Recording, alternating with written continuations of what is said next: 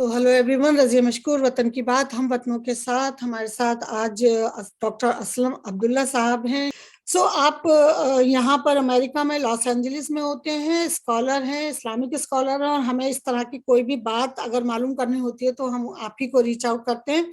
असलम अब्दुल्ला साहब, आपका बहुत बहुत खैर मकदम है वतन की बात हम वतनों के साथ में।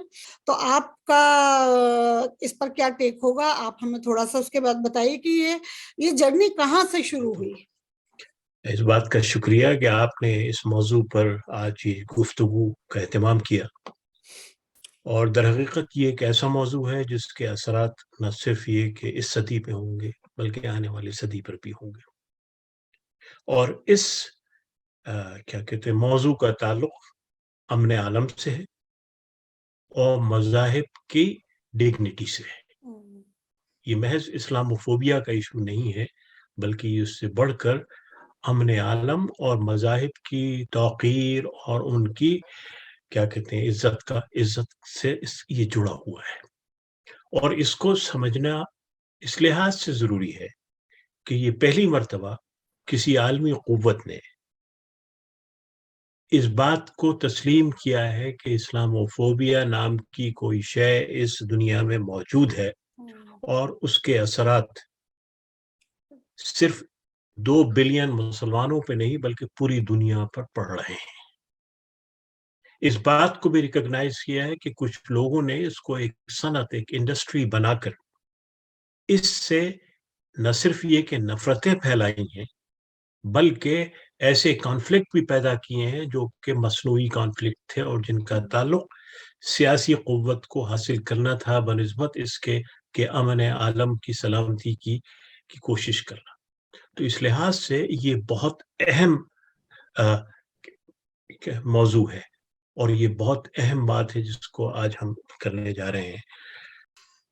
तो आप बिल्कुल सही कह रहे हैं कि ये जो इस्लामोफोबिया है, जो एक सनत या एक इंडस्ट्री बन गई थी और मुसलमानों के खिलाफ जितनी मनफी बातें सारी दुनिया में फैलाई गई हैं, जो लोग इस्लाम के बारे में ये कहते हैं कि ये औरतों को ऑप्रेस करता है, औरतों के लिए इसमें वो गुंजाइश नहीं है जो दूसरे मज़ाहिब में है, और लोगों को उससे औरतों को उससे फायदा होता है।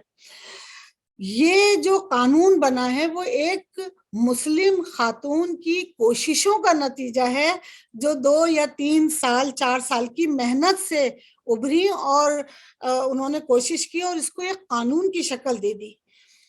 आपका क्या इस पे टेक होगा कि किस तरह से ये कानून मिस इल्हान उमर ने एक तोहफे के तौर पर अपनी पूरी दुनिया की कौम को दिया है और पूरी इंसानियत को दिया है इसके लिए। आपने सही कहा कि ये कानून जिन्होंने पेश किया वो 2 खवातीन हैं जी दोनों ही डेमोक्रेटिक पार्टी से उनका ताल्लुक है। एक इल्हान उमर है जी और दूसरी खातून जो है वो इलिनॉय की कांग्रेस वुमेन है। इन दोनों ने जो बिल पेश किया वो था 5665 और ये बिल अक्टूबर में पेश हुआ था। 14 दिसंबर पे वोटिंग हुई और डेमोक्रेट्स ने इस बिल को 219 वोट देकर पास किया, जबकि रिपब्लिकन पार्टी के 212 मेंबरों ने इसकी मुखालफत की। सिर्फ एक मेंबर था जिसने इसकी हिमायत की, वो टेक्सास के एक रिप्रेजेंटेटिव थे। तो ये एक बहुत बड़ी बात है कि एक खातून और 2 खवातीन की ईमा के ऊपर इस्लामोफोबिया के इस मौजू को इतनी अहमियत दी गई कि पूरी यूएस कांग्रेस ने इसको एक्सेप्ट किया और इसको पास किया। ये बिल अब सेनेट में भी है और सेनेट में जब इस पे वोटिंग होगी तो ऐन मुमकिन है कि वहां पर भी ये पास हो जाए। इसी के साथ साथ व्हाइट हाउस ने भी उसी दिन स्टेटमेंट इशू किया और इस बिल की हिमायत का ऐलान किया। तो ये बहुत बड़ी बात है कि यूएस कांग्रेस हाउस ने, यूएस सेनेट ने और यूएस व्हाइट हाउस ने इस कानून की हिमायत की और इस बात का एतराफ़ किया کہ ہاں یہ ایک مسئلہ ہے اور اس مسئلے کو مزید نظر انداز نہیں کیا جا سکتا، اس لیے کہ اس کے نتائج آنے والی دنیا پہ پڑ رہے تھے، اور اب اس قانون کے نتیجے میں کچھ تبدیلی آئے گی، کچھ برتاؤ آئے گا، اگرچہ اس سے سب سے زیادہ گھبراہٹ اور سب سے زیادہ تشویش ان لوگوں کو ہے جن کی روزی روٹی اسلامو فوبیا سے جڑی ہوئی تھی، جن کی سیاست اسلامی فوبیا سے جڑی ہوئی تھی، اور جو اسلام اور مسلمانوں کی بنیاد کے اوپر جو دل چاہے وہ کر رہے تھے پچھلے کئی سو سالوں سے۔ تو اس لحاظ سے یہ قانون ایک تاریخی موڑ ہے، اور عجیب و غریب بات ہے کہ 56 مسلم ممالک اپنے اسلامی تشخص کے باوجود اس قسم کا کوئی بل پاس نہیں کر سکے اپنے ملکوں میں، جبکہ امریکہ جو اپنے آپ کو ایک جہاں کسی مذہب کو قانونی اور سرکاری ترجیح نہیں دی جاتی، اس نے اس بات کو تسلیم کیا، اور یہ کوئی معمولی بات نہیں ہے، اور یقینی طور سے یعنی اس کے اثرات پوری دنیا میں ہوں گے۔ خصوصی طور سے 5 ممالک ایسے ہیں جہاں پر اس کے اثرات واضح طور سے ہوں گے: چین میں، میانمار میں، کیا کہتے ہیں سینٹرل افریقہ میں، ہندوستان میں، اور ادھر نائجر اور سوڈان، اور یہ ان ممالک میں ہوں گے۔ آپ نے کہا کہ آگے بڑھنے سے پہلے میں یہ ضرور کلیئر کروانا چاہوں گی آپ سے کہ آپ نے کہا کہ اسلامو فوبیا جو تھی ایک صنعت تھی، ایک انڈسٹری بن گئی تھی۔ تھوڑا سا آپ اس پہ اگر کچھ بتا سکیں ہمیں کہ انڈسٹری سے آپ کا کیا مطلب تھا؟ مطلب یہ تھا کہ کچھ جماعتوں نے، کچھ گروہوں نے، اور اس میں خاص طور سے 3 گروہ تھے جنہوں نے اس بات کی کوشش کی کہ دنیا میں جہاں کہیں بھی مسلمان ہیں وہاں ان کو ایک غیر مہذب، لا دینی اور انتہا پسند اور شرارت پسند قوم کی حیثیت سے پیش کریں۔ اور اس کے نتیجے میں ہوا کیا کہ ان کے بیانات کے نتیجے میں پوری دنیا میں مسلمانوں کے خلاف کچھ رد عمل ہوا، جو ان کے حمایتیوں نے کیا، کچھ ان کے ماننے والوں نے کیا، اور میں آپ کو اس کی چھوٹی چھوٹی مثالیں دیتا ہوں۔ مثال کے طور کے اوپر آسٹریا جیسا ملک جی، یورپ کا چھوٹا سا ملک، جی، یہاں کیا کرتے ہیں کہ 60 مسلمان قبروں کو کھود دیا جاتا ہے اور ان کی لاشوں کو کی بے حرمتی کی جاتی ہے۔ یا آسٹریلیا میں 2005 سے لے کر 2014 تک مستقل طور سے پروٹیسٹ رائٹس ہوتے رہے مسلمانوں کے خلاف۔ یا آپ یہ دیکھیں کہ بیلجیم میں مسلم خواتین کے نقاب نوش دیے گئے۔ پھر آپ یہ دیکھیں کہ برازیل میں کوئی مسلم کارڈ ہولڈرز تھے جو بیچتے تھے، ریڑھی والے، ان کی ریڑھیاں کو لوٹ لیا گیا۔ بلغاریہ میں ہر مساجد کے اوپر یا مسلم محلوں کے اندر گریفٹی جو ہے وہ ڈال دی گئی۔ کینیڈا میں آپ کو تو یاد ہوگا کہ 2 سال پہلے ایک شخص نے ایک فیملی پر گاڑی چڑھا دی اور سارے لوگوں کو اس نے قتل کر دیا۔ چاڈ میں پھر ہوا یہ۔ چائنا میں آپ کو معلوم ہے ویگر کے ساتھ کیا ہو رہا ہے اور کس قسم کی۔ سینٹرل افریقن ریپبلک میں بھی مستقل طور سے اس قسم کے واقعات، جہاں کسی بھی کہتے ہیں ایکسکیوز کے تحت مسلمان گھروں پہ حملہ کر دیا گیا، ان کو مار دیا گیا۔ ڈنمارک میں یہی ہوا سب سے زیادہ کہ 23 جنوری 2020 میں کیا کہتے ہیں ایک مسجد جو تھی اس کو آگ لگا دی گئی۔ فرانس میں مستقل طور سے یہ ہو رہا ہے کہ اینٹی مسلم بامبنگز ہو رہی ہیں، عورتوں کو حجاب پہننے کے اوپر پابندی لگا دی گئی۔ یہ اس قسم کی چیزیں ہمارا جرمنی میں یہی کیفیت ہو رہی ہے۔ اس کے بعد یونان میں ہو رہا ہے۔ خود تو یہ ہے کہ اسرائیل میں بھی اس قسم کی حرکتیں ہو رہی ہیں، اٹلی میں یہ ہو رہا ہے، اور ہندوستان میں تو اس کی انتہا ہو گئی۔ 2002 سے جو شروعات ہوئی ہے گجرات رائٹس کے بعد، جبکہ ہمارے موجودہ وزیر اعظم اس ریاست کے وزیر اعلیٰ تھے، اور جہاں پر کہ سینکڑوں لوگ مارے گئے اور ہزاروں لوگ جو ہے تباہ و برباد ہو گئے، اس سے لے کر آج تک نہ معلوم کتنے ایسے واقعات ہوئے جن کی نشاندہی بھی نہیں ہو رہے. 2020 میں تقریباً نون فگرز جو ہیں وہ یہ کہتی ہیں کہ سینکڑوں لوگ مارے گئے ہیں اس میں دہلی رائٹس میں، جہاں پر کہ پھر اس کے بعد مالی میں ہوتا ہے، پھر اس کے بعد میانمار میں ہوتا ہے، پھر اس کے بعد نیوزی لینڈ میں ہوتا ہے، پھر اس کے بعد ناروے میں ہوتا ہے، فلپینز میں ہوتا ہے، پولینڈ میں ہوتا ہے، رشیا میں ہوتا ہے، کوئی سری لنکا میں ہوتا ہے، اسپین میں ہوتا ہے، سری لنکا میں قبر سے لوگوں کو کھود کے نکال دیا جاتا ہے، سویڈن میں بھی اس قسم کی حرکتیں ہوتی ہیں، یوکرین میں ہوتی ہے، یونائٹڈ کنگڈم میں ہوتی ہے، جو آخر ابھی چند دنوں پہلے تک جو واقعات ہوئے ہیں کہ بچیوں کو ٹرین میں چڑھتی ہوئی بچیوں کو، مسلمان بچیوں کے نقاب کھینچ لیے جاتے ہیں کسی پریگننٹ مسلم وومن. یہ سارے واقعات پوری دنیا میں ہو رہے ہیں عملی طور سے، اور جو لٹریچر پہ پروڈیوس کیا جا رہا ہے اس کی تو انتہا ہی نہیں ہے.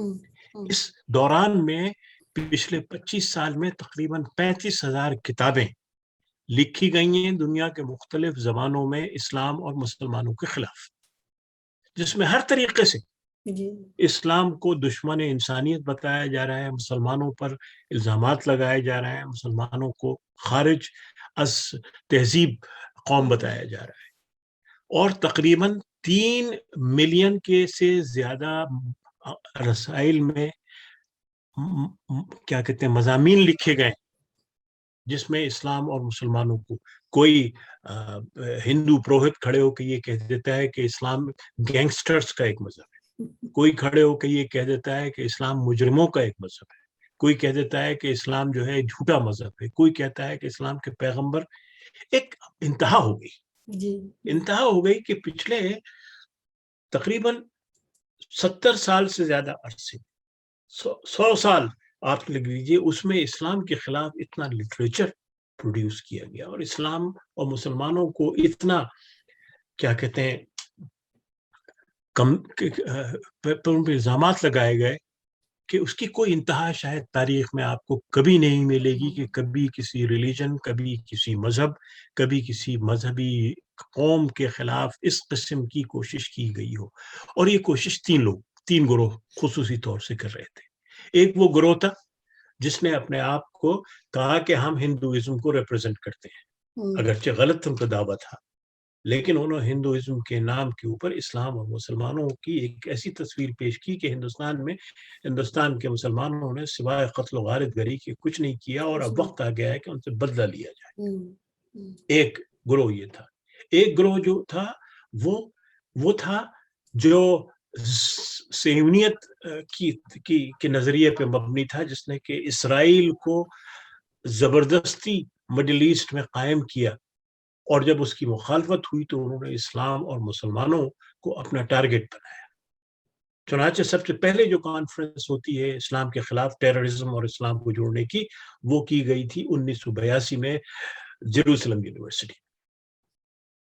وہاں سے اس کی شروعات ہوتی ہے، تل ابیب یونیورسٹی سے اس کی شروعات ہوتی ہے، اور تل ابیب سے وہاں اس کے بعد تیسرا گروپ تھا جو کرسچن رائٹ ونگ ایونجلسٹ کا تھا، جو بنیادی طور سے وائٹ سپریمیسسٹ کا تھا، جن کا یہ نظریہ ہے کہ اگر کوئی قوم اختیار رکھتی ہے دنیا پر طاقت کے ذریعے حکمرانی کرنے کا، تو وہ سفید نسل ہے، اور سفید نسل میں بھی وہ لوگ جو کہ ایرینز ہیں، اور ان ایرینز کا ایک الائنس تھا ہندوتوا گروہ کے ساتھ، اس لیے کہ یہ ایرینز اس بات پہ یقین رکھتے ہیں کہ نہ صرف یہ کہ وہ اعلیٰ نسل ہے، بلکہ ہندوستان کے براہمنز اور ہائر کاسٹ کے جو لوگ ہیں وہ بھی اسی نسل سے تعلق رکھتے ہیں، اور انہوں نے اپنے کاسٹ سسٹم کی وجہ سے اس پورے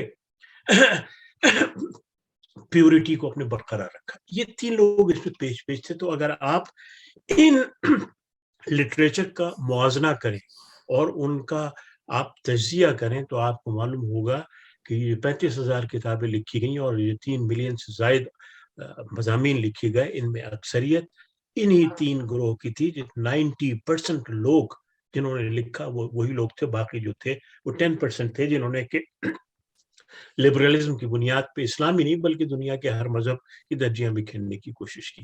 تو اسلاموفوبیا بنیادی طور سے ایک بن گیا تھا، ایک انڈسٹری کی کتابیں چھپ رہی تھی. اس کے بعد سیاستدان دنیا کے 3 ممالک میں، امریکہ میں ٹرمپ اسی اسلاموفوبیا کی بنیاد کے اوپر الیکٹ ہو کے آئے کہ جب انہوں نے بین کیا، مسلم بین کی بات کی تھی انہوں نے، اگرچہ اور بھی موضوعات تھے. ہندوستان میں بھی 2 دفعہ ہندوتوا فورس اسی طرح سے الیکٹ ہو کے آئی، جب انہوں نے مسجد بھی گرائی اور جب انہوں نے گجرات اور لنچنگ کا بھی مظاہرہ کیا. اور اسی طرح سے میانمار میں بھی اسی قسم کی جنٹا جو تھی اس نے اپنی قوت کو مستحکم کیا جب اس نے مسلمانوں کے خلاف آواز کے تعلق سے انہوں نے کچھ زیادتیاں کی اور ان کے ساتھ نسل کشی کی کوشش کی. تو یہ سب کچھ ہو رہا تھا اور اس کی بنیاد کے اوپر مسلمان پوری دنیا میں اپنی کیا کہتے ہیں اس بات کا احساس دلا رہے تھے کہ اور کہہ رہے تھے کہ بھائی ہم لوگ ہیں، ہمارا دین اس کی کوئی بات نہیں کرتا، یہ کیوں آپ ایسی چیزیں ہمارے ساتھ جوڑ رہے ہیں. لیکن ان کے پاس کوئی ایسے ٹولز نہیں تھے جس کے ذریعے وہ اپنی بات کو ایک حتمی شکل دے سکتے اور اس کی بنیاد کے اوپر دنیا سے یہ کہہ سکتے ہیں کہ اب اس قسم کی چیز برداشت نہیں ہوگی. تو چنانچہ یہ بل جو ہے یہ ایک نئی زندگی لے کے آیا ہے اسلام اور مسلمانوں کے لیے، اور یہ یقیناً ہمیں اس بات سے کوئی انکار نہیں کہ اس بیڑے کو اللہ رب العزت نے اور اس کائنات کے خالق نے، جو کہ انصاف پسند ہے، ایک خاتون کو چنا کے اس کے ذریعے یہ بل پیش ہو. اور اللہ نے یہ جو کانگریس کے 219 ڈیموکریٹس ہیں ان کو یہ ہدایت، یہ روشنی دی کہ وہ اس حق کے لیے کھڑے ہو سکیں اور سچی کی بات کر سکیں. اور اب یہ بل ہے کیا، اس کے اوپر میں آتا ہوں. تو بل جو یہ کہتا ہے کہ سب سے پہلے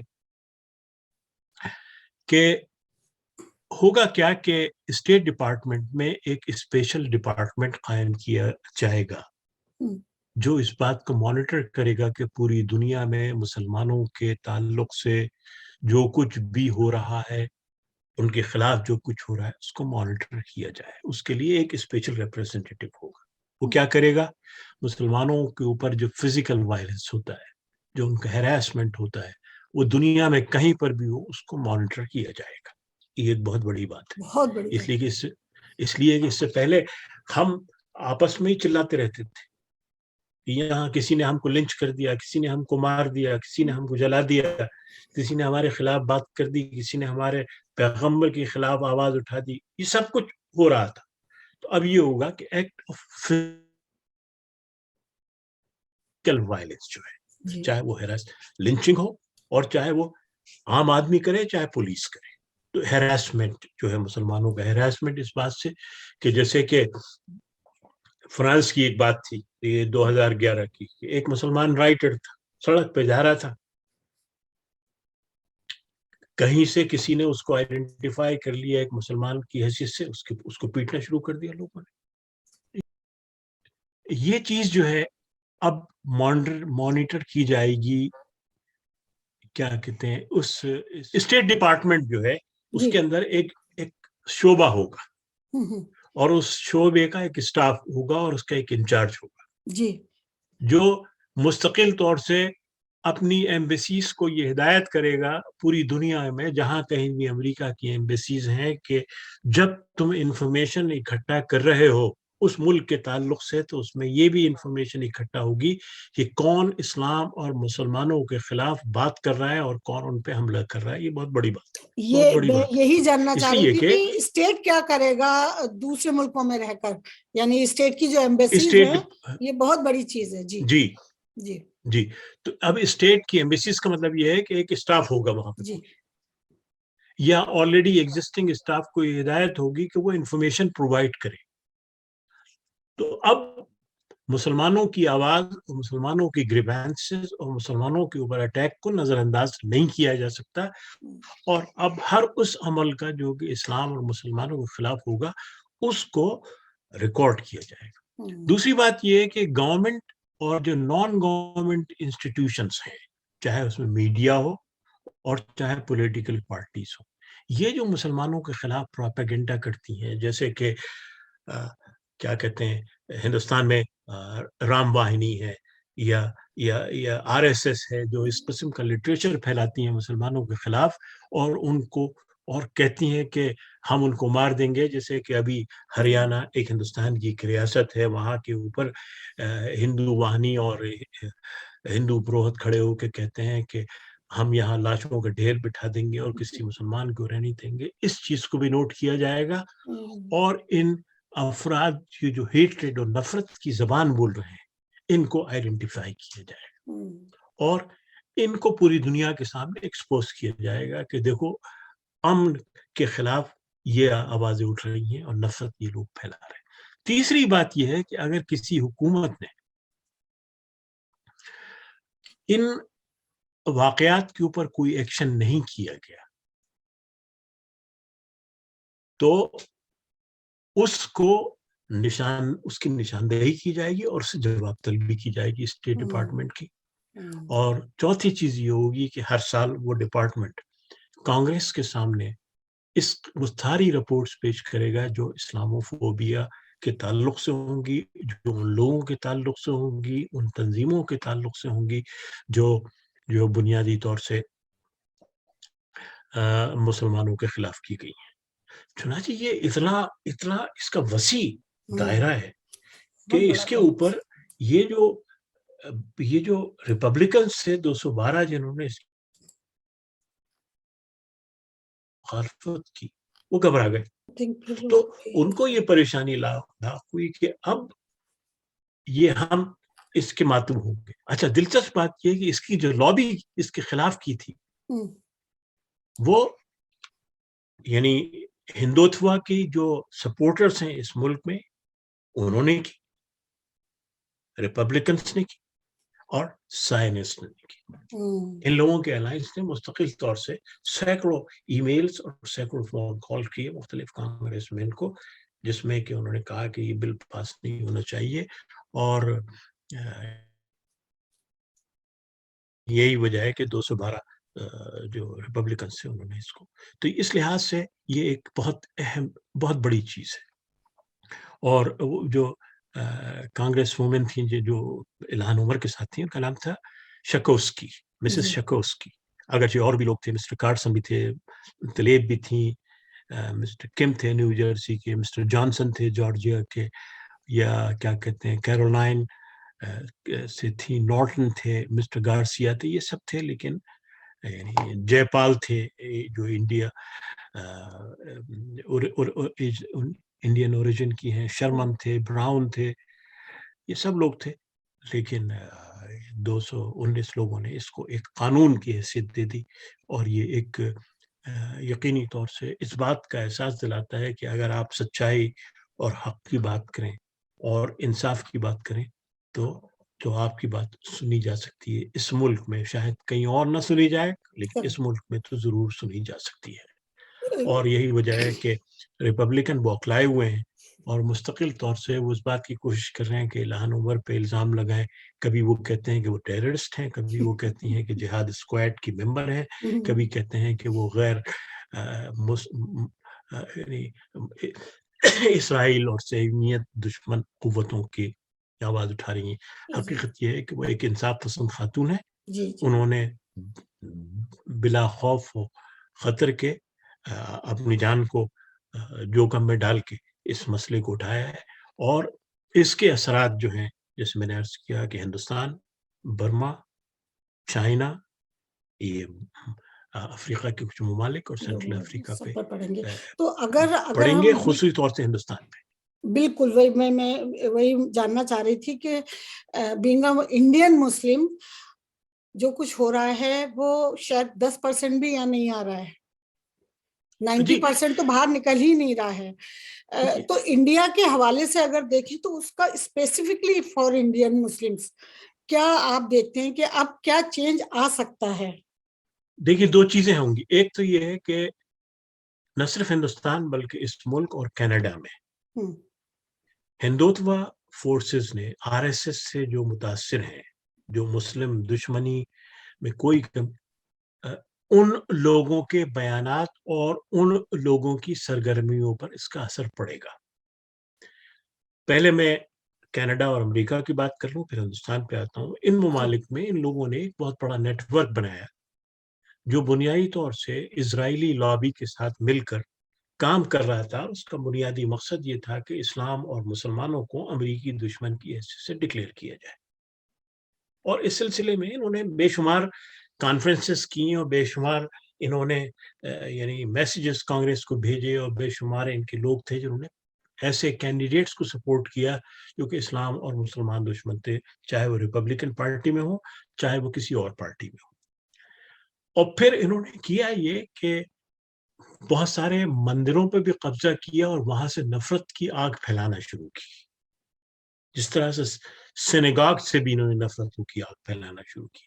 اور بدقسمتی سے جو لوگ امن پسند ہیں, جو لوگ صحیح ہندوازم کو سمجھتے ہیں, ان کے اندر اتنی جرأت نہیں ہوئی کہ وہ کھڑے ہو کے ان لوگوں کے خلاف آواز بلند کر سکیں اور ان لوگوں کو روک سکیں کہ اس قسم کی نفرت کی جگہ مذہبی اداروں میں نہیں ہوتی. لیکن اس قسم کے واقعات ہوئے. اب ہوگا کیا کہ اب ہر وہ چیز جو کہ پبلش ہوگی, ہر وہ چیز جو ریکارڈ میں آ جائے گی, ہر وہ چیز جو کہ واٹس ایپ اور انٹرنیٹ کے اوپر آئے گی, ہر وہ چیز جو فیس بک پہ لکھی جائے گی, وہ مانیٹر ہوگی. وہ لوگ آئیڈینٹیفائی ہوں گے, ان کا بیک گراؤنڈ چیک ہوگا, اور اگر انہوں نے اس ملک کی فضا کو خراب کرنے کی کوشش کی تو انہیں اس ملک سے نکالا بھی جا سکتا ہے, ان کا گرین کارڈ چھین لیا جا سکتا ہے, ان کی سٹیزن شپ ان سے چھین لی جا سکتی ہے اگر انہوں نے اس قانون کی خلاف ورزی کی. اگرچہ قانون میں یہ بات نہیں ہے, لیکن جب یہ واقعات اٹھیں گے تو یقینی طور سے کوئی بھی ادارہ اس قسم کے نفرت پھیلانے والے لوگوں کو اپنے ہاں ملازم نہیں رکھے گا, کوئی بھی اپنی کمپنی پر داغ نہیں آنے دے گا. تو ایک تو یہ مسئلہ ہوگا اس ملک میں کہ ان لوگوں کی آوازیں جو ہیں اب محدود ہو جائیں گی, اپنے گھروں میں رہیں گی یا اپنے چھوٹے حلقوں میں رہیں گی اور باہر نہیں آئیں گی. تو ایک تو یہ ہوگا. ہندوستان میں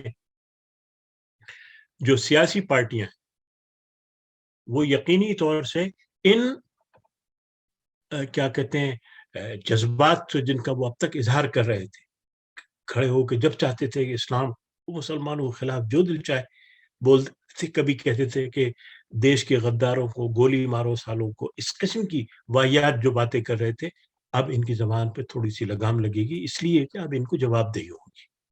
تو جب جواب دہی کا احساس ہوتا ہے اور جب ایک دنیا کی عالم قوت اس بات کو اٹھائے گی تو پھر اتنی جرأت نہیں ہوگی کسی بھی للو پنجو کہ وہ اپنی ٹھیک ہے چھوٹی سطح کے اوپر اپنے اپنے اپنے محدود حلقوں میں وہ بات کر سکتے ہیں, لیکن جو پچھلے کیا کہتے ہیں 10 سال سے انہوں نے ایک ماحول بنایا ہوا تھا کہ پورے ملک میں جہاں جو دل چاہے بول دیتے تھے کہ کہتے تھے, خود یو پی کا چیف منسٹر کہتا تھا کہ ہم مسلمانوں عورتوں کی قبروں کی سے ان کی لاش نکال کے ان کے ساتھ ہم ریپ بھی کر سکتے ہیں. یعنی اس قسم کی بات ہے یہ. اب یہ چیزیں جو ہیں, اور یہ بات مسلمانوں کو ایک سمجھ لینا چاہیے کہ وہ کسی گرے پڑے مذہب کے ماننے والے نہیں ہیں, وہ ایک عالمی مذہب کے ماننے والے ہیں جو کہ انسانی اقدار کی بات کرتا ہے, جو امن عالم کی بات کرتا ہے, جو دنیا کے ہر انسان کی عزت کی بات کرتا ہے. تو جیسے کہ قرآن کہتا ہے وَلَقَدْ كَرَّمْنَا بَنِي آدم, کہ ہر آدم کی اولاد کو باعزت زندگی گزارنے کا حق ہے. یہ دنیا کے کسی اور مذہب کا یہ حصہ نہیں ہے باعزت زندگی گزارنے کا. آج بھی نہ معلوم ملینز آف دلتس جو ہیں برابری کے لیے تڑپ رہے ہیں اور برابری کے لیے جدوجہد کر رہے ہیں. آج بھی کوئی ان کو پوچھنے والا ہو رہا ہے ہمارے ملک میں. اور یہ کس قسم کی انسانیت ہے کہ آپ کیا کہتے ہیں ان کو مندروں میں نہ گھسنے دیں؟ یہ کس قسم کی انسانیت ہے کہ ان کو ان کنوؤں سے پانی نہ پینے دیں جن کنوؤں سے یہ کس قسم کی انسانیت ہے کہ ان کو مذہبی شلوک نہ پڑھنے دیں, وہ کہیں کہ آپ ویداس نہیں پڑھ سکتے.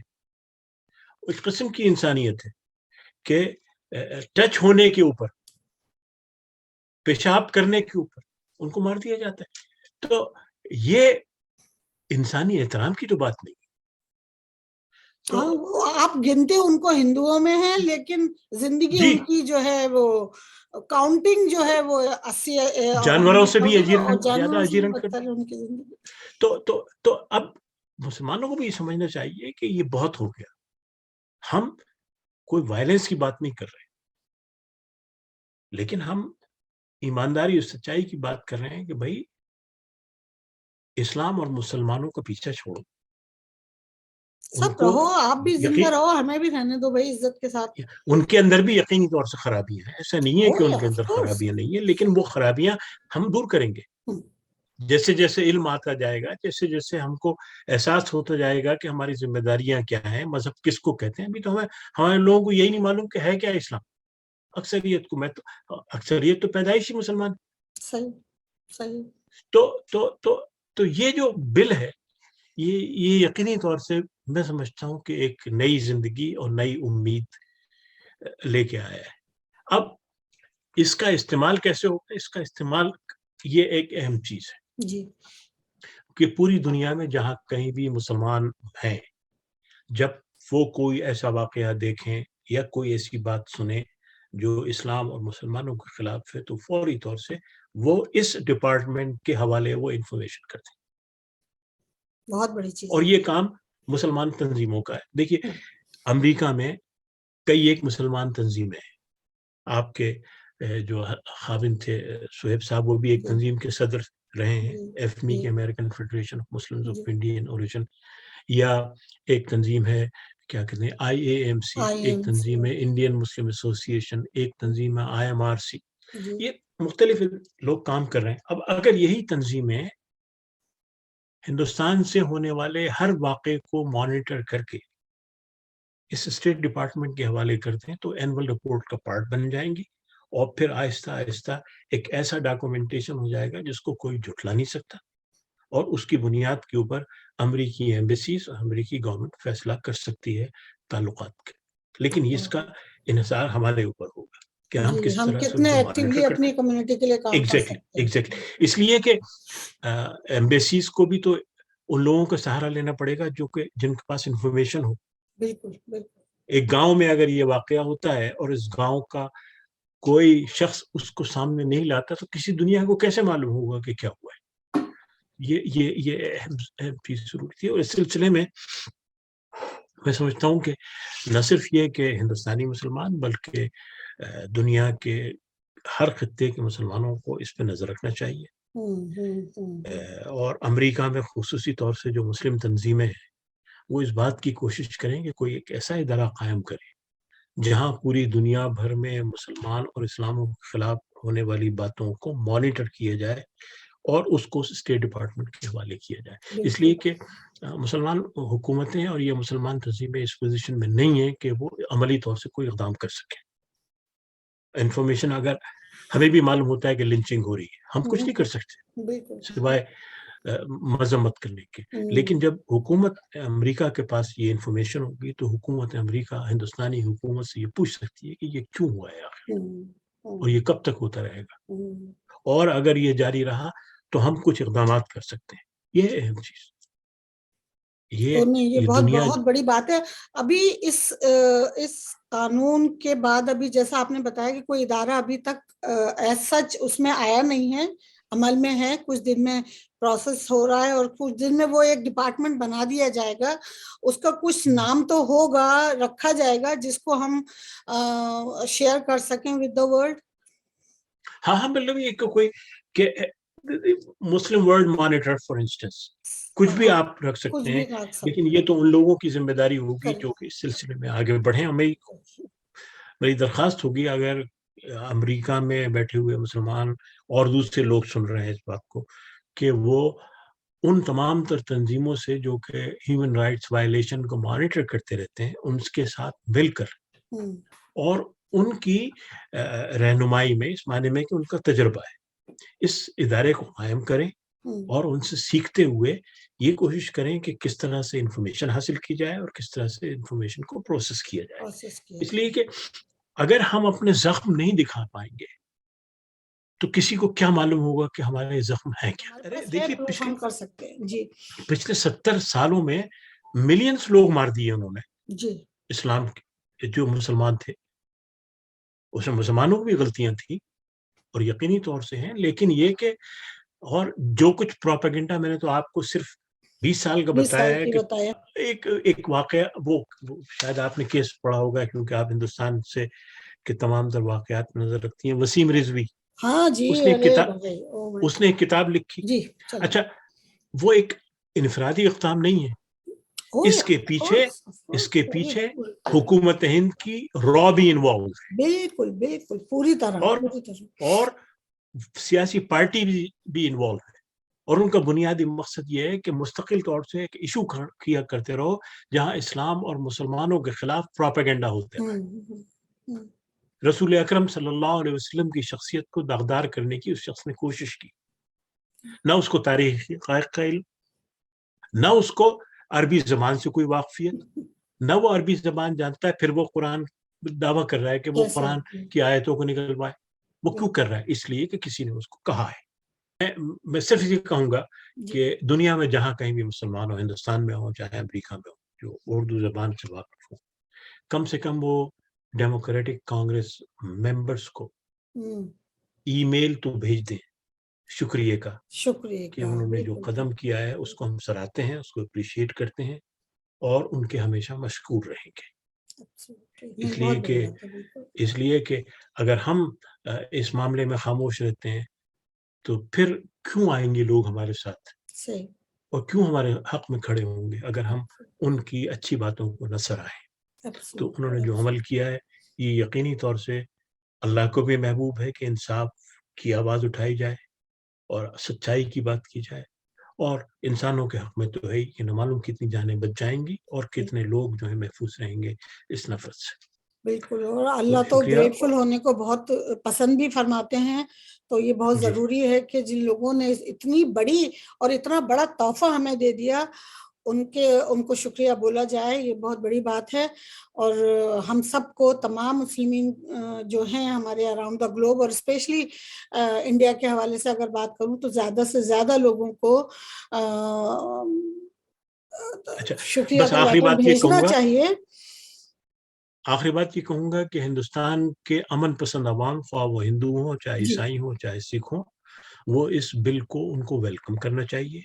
اس لیے کہ ملک میں جو نفرت پھیلائی جا رہی ہے اور ملک کو جو تباہ کیا جا رہا ہے RSS اور ان کے غنڈوں کی طرف سے، کم اس پہ تھوڑی روک تو لگے گی. بالکل بالکل. آپ نے شکریہ سنا بہت بہت. یہ تھے ڈاکٹر اسلم عبداللہ صاحب، اور امید کرتی ہوں کہ جو کچھ آپ نے آج بتایا ہے اس کو آپ سنیں گے، سمجھیں گے اور اس بات کو آگے بڑھائیں گے تاکہ زیادہ سے زیادہ لوگوں کو یہ خوشخبری مل سکے کہ there are people in the world جو ہمارے ساتھ ہیں، ہمارے لیے ہمارے پریشانیوں کو سپورٹ کرنے کے لیے تیار ہیں. اور آپ سب جانتے ہیں کہ اگر امریکہ کھڑا ہو جائے تو بہت کچھ چینج ہو سکتا ہے. تو یہ ایک بہت بڑی خوشخبری ہے مسلم ورلڈ کے لیے. تو بہت بہت شکریہ آپ کا ہمیں جوائن کرنے کے لیے اور ہمیں تمام صورتحال سے آگاہ کرنے کے لیے اسلم صاحب.